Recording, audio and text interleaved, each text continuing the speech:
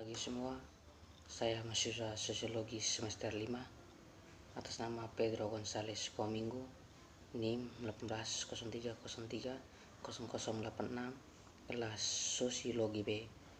Tugas pertama, mata kuliah gerakan sosial. Baik, di sini saya akan menjelaskan tentang asal mula gerakan koperasi. Sebuah koperasi asuransi kebakaran didirikan di Inggris pada awal tahun 1700-an. Di Prancis, sekitar tahun 1750, sekelompok pembuat keju berkumpul untuk membentuk koperasi. Yang tidak diragukan lagi adalah koperasi konsumen pertama di dunia maju. Selama periode ini, ada beberapa upaya untuk memulai bank koperasi atau lembaga kredit di Jerman. Pada tahun 1830, terdapat 300 perkumpulan koperasi yang secara resmi diakui di Inggris, dan Kongres Koperasi pertama bertemu di Inggris pada tahun 1831. Salah satu koperasi pertama yang diketahui di Amerika Serikat adalah Philadelphia Contributorship, sebuah perusahaan asuransi bersama yang didirikan pada tahun 1752 oleh Benjamin Franklin.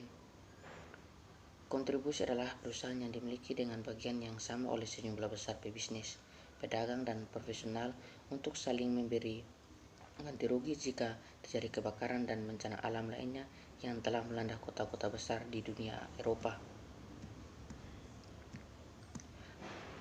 Pada tahun 1844, menjelang akhir revolusi industri dan hampir 100 tahun setelah asuransi kebakaran pertama dan koperasi pembuat keju dibentuk, sekelompok 28 penenun di kota industri Rochdale, Inggris mendirikan toko kecil milik koperasi yang menjual beberapa kebutuhan dan kemudian seluruh rak persediaan penenun, makanan, dan produk pertanian. Didorong oleh pembebasan pekerjaan mereka oleh perusahaan manufaktur lokal mereka, dan setelah pemogokan yang gagal, 28 penenun mengumpulkan 140 pound sterling Inggris dan mulai membeli oatmeal, gula, mentega, dan tepung. Mereka mengkodifikasi pengalaman mereka dalam prinsip kerjasama Rochdale yang telah diubah dari waktu ke waktu dan sekarang menjadi prinsip aliansi kerjasama internasional. Pada waktu yang hampir bersamaan dengan percobaan Rochdale di Inggris, Serikat Pelindung New England di Amerika Serikat, juga disebut Klub Pembelian John Big, gagal karena praktik bisnis yang buruk dan perselisihan internal. Di Rochdale sendiri, masalah muncul pada tahun 1849. Pemilik pabrik terkemuka dan wali amanat Bank Rochdale menggelapkan dana yang hampir memaksa koperasi tersebut gulung tikar. Kemudian, masalah yang jauh lebih serius, koperasi Rochdale mengancam akan merosot dan mendanai pembelian pabrik baru. Dibutuhkan investor yang disebut anggota investor. Pada tahun 1869, anggota baru mengalahkan anggota pekerja dan mulai mengubah koperasi menjadi perusahaan konvensional. Akan tetapi, beberapa tahun kemudian, para anggota investor baru ini mempertimbangkan kembali dan memutuskan untuk membangun kembali bank dan koperasi dengan nama baru Rochdale Pioneer Society dengan total 3.500 anggota masyarakat. 3.500 anggota. Masyarakat perintis Rochdale kemudian diorganisasi kembali sebagai koperasi dan berlanjut hingga hari ini di bawah asas-asas Rochdale yang asli. Keberhasilan awal dan popularitas kelompok Rochdale menyebabkan peningkatan jumlah koperasi di benua Eropa, terutama di Belgia dan Jerman.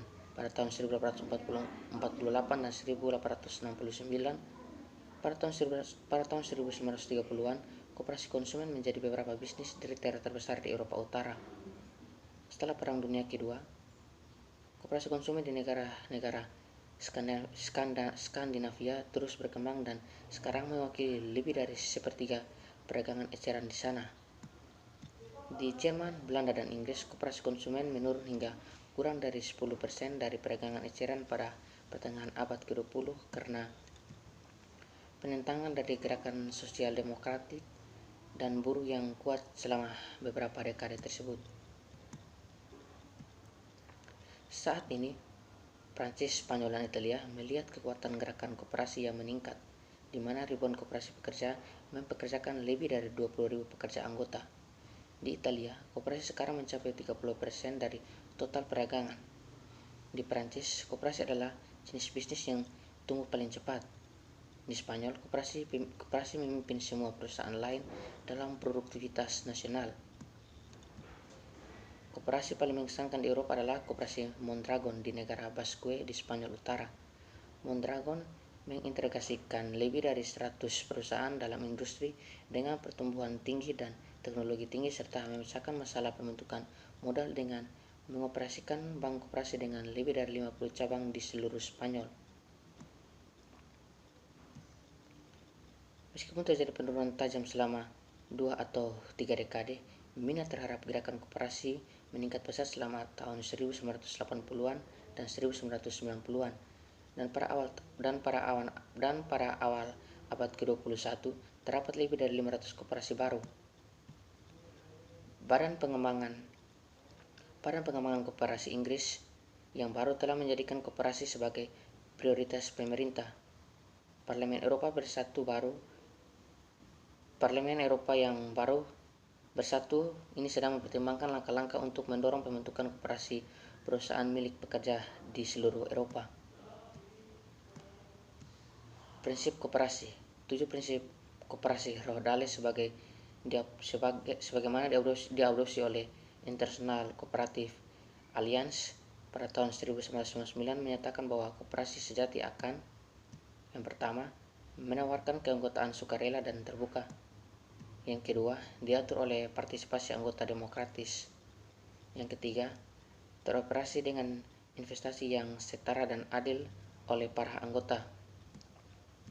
Yang keempat, tetap bebas dan intervensi dari pemerintah atau kekuatan luar lainnya. Yang kelima, mendidik anggotanya dan masyarakat tentang sifat, prinsip, nilai dan manfaat koperasi. Yang keenam, mendorong kerjasama antar koperasi dan melindungi lingkungan dan berkontribusi pada pembangunan masyarakat yang berkelanjutan. Baik, berikutnya saya akan menjelaskan tentang 3 metode pencapaian. Yang pertama, kompetisi. Persaingan dapat didefinisikan dalam istilah permainan di mana pemain berusaha mengumpulkan poin dan menang dengan mendapatkan lebih banyak poin daripada yang lain. Permainan semacam ini sering juga disebut dengan zero sum, yaitu permainan yang jumlah poinnya tetap sehingga akumulasi poin oleh satu pemain akan mengakibatkan hilangnya poin sebesar yang lain. Tujuan dari permainan zero sum adalah agar individu atau subkelompok mengumpulkan lebih banyak poin daripada lawan mereka. Semua kasus ini menciptakan beberapa pemenang, sisanya pecundang.